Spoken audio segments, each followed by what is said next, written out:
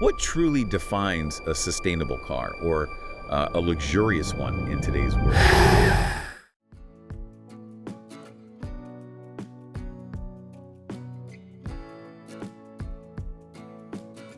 Is it really just about zero tailpipe emissions, or is there something, much deeper we should be thinking about? That's exactly the right place to start. Yeah. When we talk about a car's real impact and its luxury feel, we absolutely have to look beyond just the exhaust pipe. Or the lack of one in the case of an EV. Right, exactly. What doesn't come out? And that's why today we're doing a deep dive into the upcoming 2025 Volvo ES90 Big Carbon Footprint Report. A full life cycle assessment, yeah. And also these incredibly detailed insights into the interior design. So our mission today really is to unpack all this, pull out the key bits of info, and give you a shortcut to understanding what this ES90 is all about.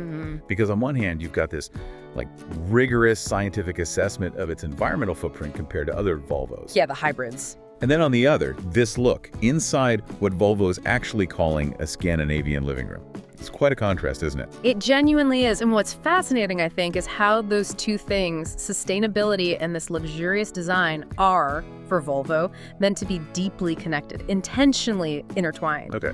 They compared the fully electric ES90, the one with a 92 kilowatt-hour battery, that's going to be the big seller, they think, against two of its siblings. The combustion engine ones. Well, hybrids. The S90 plug-in hybrid, the PHEV, with an 18.8 kilowatt-hour battery, and the S90 mild hybrid, MHEV. That's got a tiny 0.37 kilowatt-hour battery. Okay, so similar-sized cars. Yeah, all 5-seaters, similar size. And also important, all made in China. The ES90 in Chengdu, the S90s in Docking. And they assumed a lifespan for comparison. They did. 200,000 kilometers over 15 years. Gives a good long-term view. Okay, so here's where it gets really interesting, I thought. The headline results. The ES90's total life cycle carbon footprint is just significantly lower than the hybrids, right? Especially using European electricity. It's, pretty dramatic. If you look at the big picture, the ES90's footprint is about 50% lower than the S90 mild hybrid. 50%. And around 30% lower than the S90 plug-in hybrid. That's when charged with the average European electricity mix. Wow, let's step inside. Yeah, it's a really intentional design philosophy. It's all about minimalist decor, creating this sense of space, like an uncluttered cabin. Okay. You get subtle lighting, or sometimes bolder options, lots of rich natural wood grain, these gently sweeping lines. The tech feels kind of hidden, integrated, not in your face. So it doesn't feel like you're sitting in a spaceship cockpit? Not at all. More like a calm oasis, Yeah. Soft textures everywhere. It's meant to feel like a sanctuary, a place where technology supports you quietly rather than shouting at you. Sounds incredibly calming. But if it's a living room for passengers, what about the driver? Do they get forgotten in all this comfort? That's a fair point. It's a balance.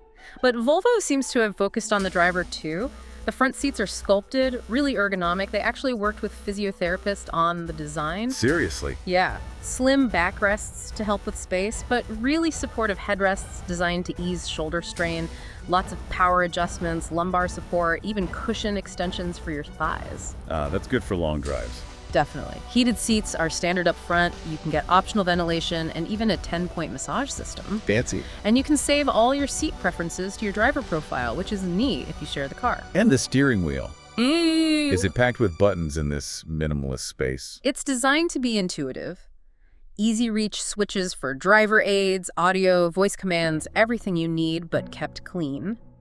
And the gear selector is just a simple stalk on the column. Oh, so no big shifter taking up console space. Exactly. Frees up that central area. And the wheel adjusts for height and reach, and even tilts up when you get in or out. Again, save to your profile. It's all about effortless control. Comfort's clearly key. How does it actually handle on the road? Is it just a comfy cruiser, or does it have some agility? They've apparently worked hard on the ride and handling.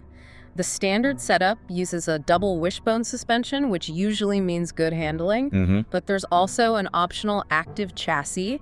It has rear air suspension that adapts like 500 times a second. Wow, that's fast. Yeah, constantly adjusting to smooth things out.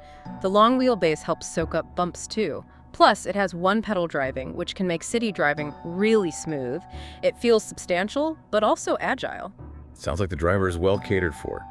What about that living room experience for passengers in the back? The rear really is designed for comfort. 3 seats, but the outer 2 are full-sized ergonomic seats. It's not just a bench. No, they recline individually. The outer ones have extended thigh support, and you can get optional heating and ventilation back there too. Nice. And these wing-style headrests, apparently inspired by high-speed trains, for good head and neck support. Plus, because the front seats have slim backs and the wheelbase is long, there's loads of legroom. And practicality. Yeah. Can you fold the seats down? You can. They fold completely flat with the floor, which gives you a huge cargo area, makes it surprisingly versatile for a luxury sedan.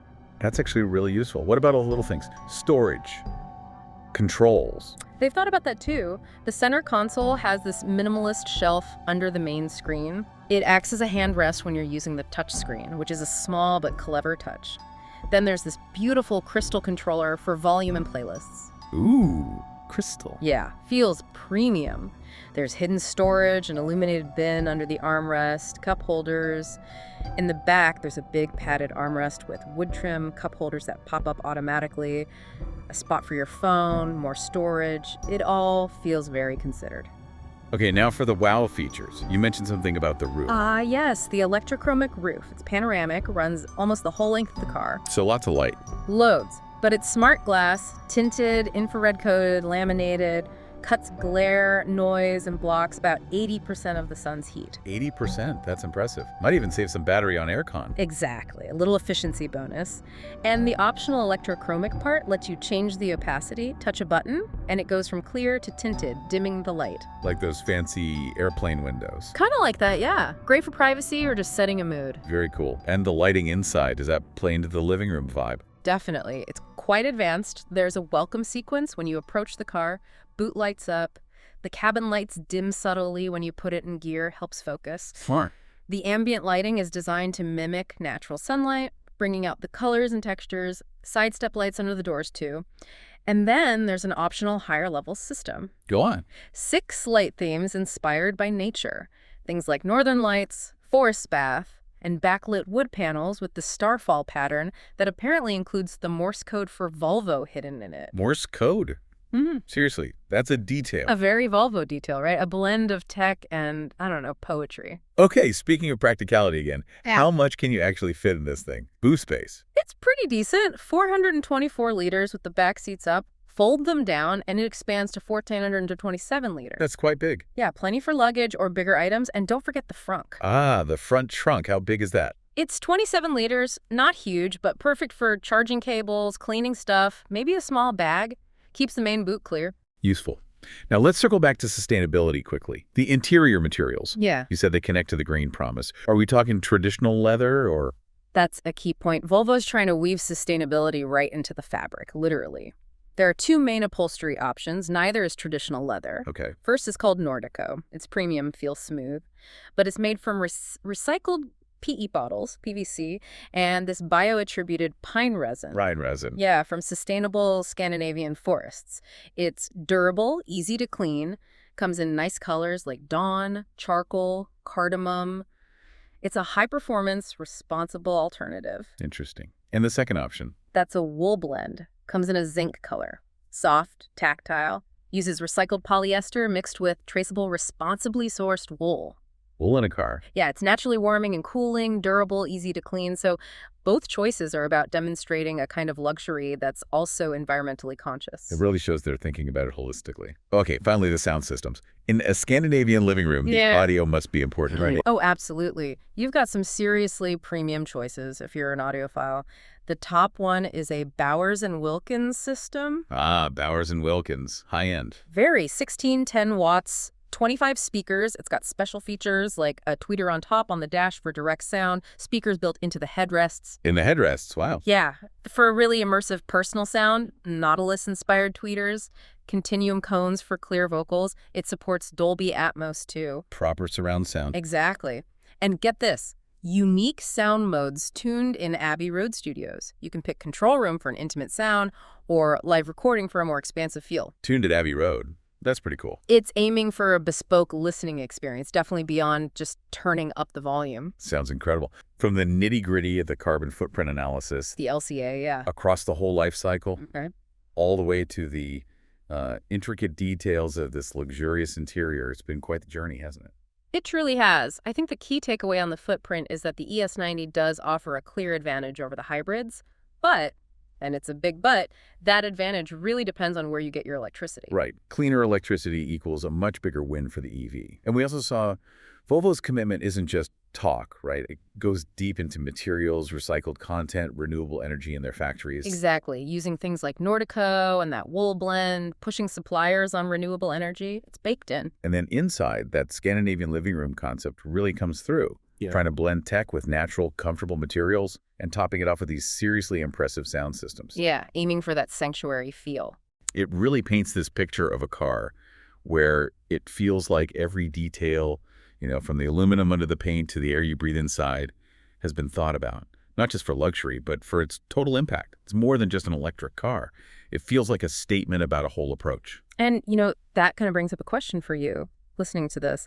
As we all move towards this more electric future, how will your choices play a part? Things like, who's your energy provider? How long do you plan to keep your car? Those personal choices really do feed into the bigger picture of sustainability.